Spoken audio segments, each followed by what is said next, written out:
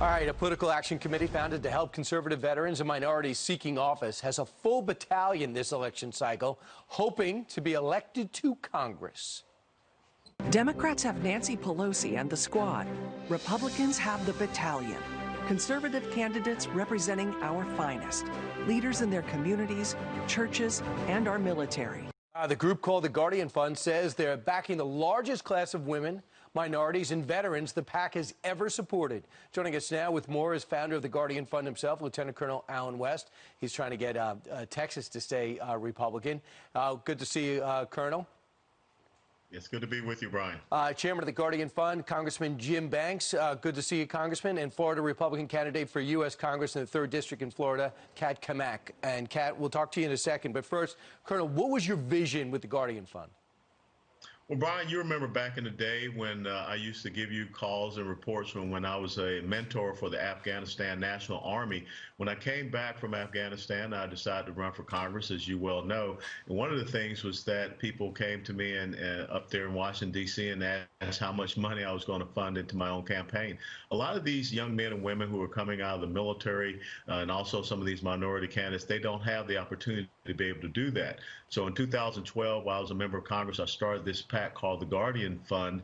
And what it has sought to do is help those who are the guardians of our republic to be able to run for elected office in U.S. Congress and Senate. And since 2012 through the 2018 election cycle, we have endorsed 105, and we have had 77 victories out of 105, and we have a class of 55 in this 2020 cycle. And with that endorsement, Congressman Banks, what do you get?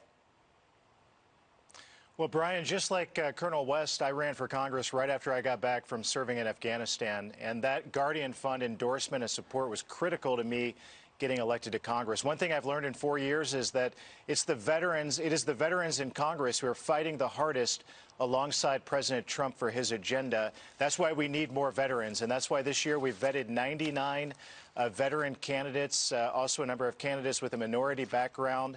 The battalion that we're talking about today is 23 candidates who are first-time candidates running for Congress around the country. We've also supported 27 incumbent veterans who are running for re-election as well. So that's how we're going to win back the majority. We're going to do it with veteran candidates who are going to roll up their sleeves and work hard with President Trump in his second term to move this country forward. And we're very proud of what we've come up with. Right, red, white, and blue instead of red and blue. And some of the bigger names that we see on the list, Kat, not only you, but Derek Van Orden, a Navy SEAL. We see Sharp Parnell. We talked to him yesterday, and Burgess Owens as well. So that's a look at the battalion. Kat, you get the Republican nomination into a vacant seat in the Republican 3rd District. How valuable has the Guardian Fund been?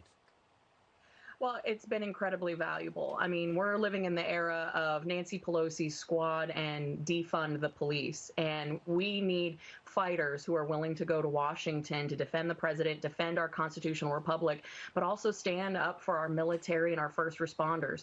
As the wife of a first responder and a civilian graduate of the Naval War College, I could not be more engaged and involved in this fight. And the Guardian Fund is doing the work that has been needed to be done for so long in recruiting these types of candidates. And I think the 117th Congress is going to have an exciting, as they say, battalion of new faces fighting the good fight. And Congressman Allen West, not only are you doing this, you have the Texas GOP where you're the chair.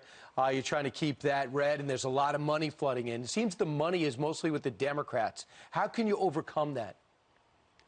Well, we overcome that with quality. We overcome that with a stronger message. As you've just heard a great candidate and Kat speak, and also Congressman Banks speak, you know, when you talk about the rule of law versus the rule of the mob, we're talking about people that have stood up and taken an oath to support and defend our Constitution and not allow the chaos and violence that we see on our streets. So these are people that you have depended upon to protect you in their lives, and they will continue to protect and to serve you as members of the United States House of Representatives. And Congressman Banks, how hard is it being in the minority right now? And what do you think the plan that Kevin McCarthy put together to take back the House and retire Nancy Pelosi? Well, Kevin McCarthy is the best Republican leader that we've ever had, who's fighting so hard to win back the majority.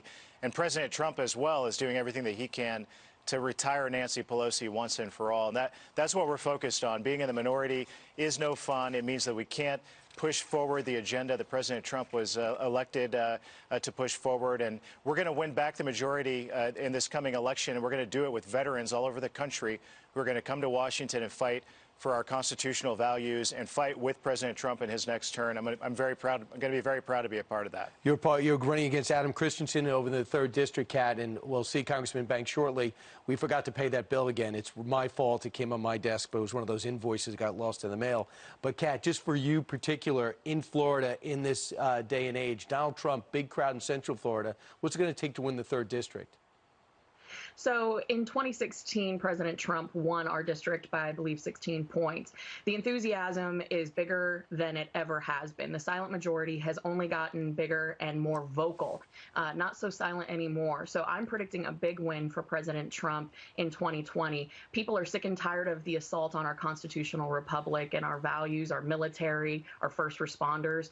And he'll actually be coming to our district this Friday. So I expect a record-breaking crowd for President Trump. I think he will win the state of Florida, and we're very proud to stand behind him. All right.